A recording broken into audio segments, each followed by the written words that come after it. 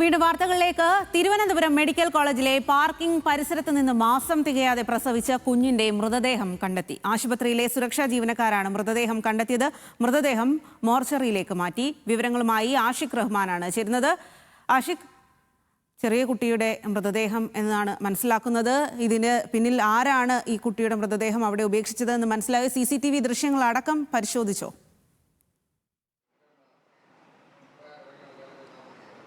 സ്വാതി, ഇന്ന് രാവിലെയാണ് ഈ മൾട്ടി സ്പെഷ്യാലിറ്റി ബ്ലോക്കിൻ്റെ സമീപത്തെ പാർക്കിംഗ് ഏരിയയിൽ നിന്നും ഒരു കുട്ടിയുടെ മൃതദേഹം ഈ സഞ്ചിൽ പൊതിഞ്ഞ നിലയിൽ കണ്ടെത്തിയത്. അവിടുത്തെ സുരക്ഷാ ഉദ്യോഗസ്ഥരാണ് ഇത് ആദ്യം കണ്ടത്. തുടർന്ന് പോലീസിനെ അറിയിച്ചു. പോലീസ് എത്തി ഈ കുട്ടിയുടെ മൃതദേഹം മോർച്ചറിയിലേക്ക് മാറ്റി.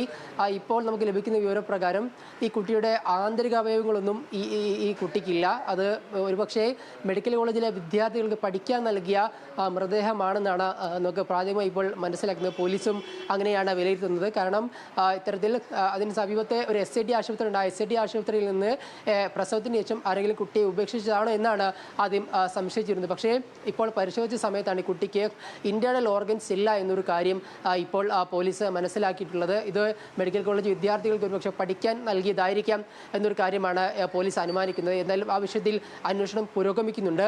ഈ കുട്ടിയുടെ മൃതദേഹം വീണ്ടും പോസ്റ്റ്മോർട്ടം ചെയ്യാനും തീരുമാനിച്ചിട്ടുണ്ട്. കാരണം ഇത്തരത്തിൽ പുറത്തുനിന്ന് കണ്ടെത്തിയതിന് തന്നെ എന്താണ് സംഭവിച്ചതെന്നറിയാൻ വീണ്ടും ഒരു പോസ്റ്റ്മോർട്ടം നടത്തിക്കൊണ്ട് ഇതിന്റെ കാര്യങ്ങളടക്കം പരിശോധിക്കാനാണ് എന്തായാലും തീരുമാനിച്ചിട്ടുള്ളത്. എന്തായാലും ഒരു തുണിസഞ്ചിയിൽ പൊതിഞ്ഞ നിലയിലാണ് ഈ പാർക്കിംഗ് ഏരിയയിൽ ഇത് കണ്ടെത്തിയത്. എന്തായാലും ഈ മൃതദേഹം കണ്ടെത്തിയതിൽ ഒരു വീഴ്ചയുണ്ട് എന്നുള്ളത് വ്യക്തമാണ്. പ്രത്യേകിച്ച് മെഡിക്കൽ കോളേജ് വിദ്യാർത്ഥികൾ എന്തായാലും അതിലൊരു വീഴ്ചയുണ്ട്. മൃതദേഹം അത്തരത്തിൽ പുറത്ത് ആ രീതിയിൽ ഉപേക്ഷിക്കപ്പെട്ട നിലയിൽ കണ്ടെത്തി എന്നുള്ളതിൽ